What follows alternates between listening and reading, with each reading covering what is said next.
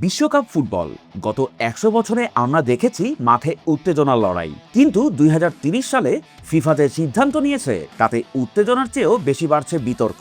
৬ দেশ, ৩ মহাদেশ, একটি বিশ্বকাপ কি ফুটবলীয় ঐতিহ্যের উদযাপন নাকি ব্যবসায়িক মুনাফার এক গোলকধাঁধা? শুনতে অবিশ্বাস্য মনে হলেও এটাই সত্যি।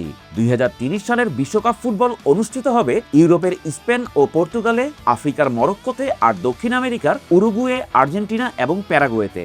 কেন এই অদ্ভুত বন্টন? ফিফার যুক্তি হলো ১৯৩০ সালে প্রথম বিশ্বকাপ হয়েছিল উরুগুয়েতে। সেই শতবর্ষ উদযাপন করতেই মূলত দক্ষিণ আমেরিকার দেশগুলোকে বিশেষ মর্যাদা দেয়া হয়েছে। কিন্তু আসল ঘটনা এত সহজ নয়। ফুটবল বিশ্লেষকদের মতে এর পেছনে রয়েছে ফিফার শক্তিশালী ভূরাজনীতি আর বাণিজ্যিক স্বার্থ। ৩টি মহাদেশে ছড়িয়ে ছিটিয়ে ম্যাচ আয়োজন করার ফলে যাতায়াত ব্যবস্থা, খেলোয়াড়দের ক্লান্তি এবং জলবায়ু পরিবর্তন সহ নানাবিধ সমস্যার ঝুঁকি তৈরি হয়েছে। পরিবেশবিদরা বলছেন এই আয়োজনে কার্বন নিঃসরণের পরিমাণ হবে রেকর্ড পরিমাণ।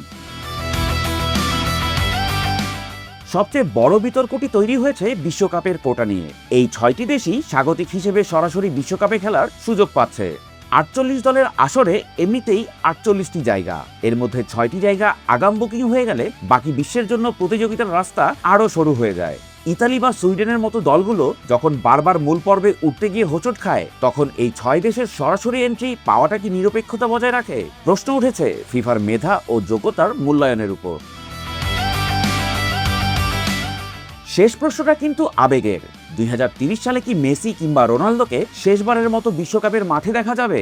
তাদের ক্যারিয়ারের শেষ সময়ে এসে এই বিশাল আয়োজনে যদি তারা মাঠে নামেন, তবে তা হবে ইতিহাসের সেরা আবেগ। কিন্তু সব মিলিয়ে ২০৩০ বিশ্বকাপ কি ফুটবলের বিশ্বজনীনতাকেও আরও ছড়িয়ে দিবে, নাকি আগোছালো আয়োজনে হারিয়ে ফেলবে তার নিজস্ব মাধুর্য? আপনাদের কি মনে হয়? কমেন্টে জানান আপনার মতামত।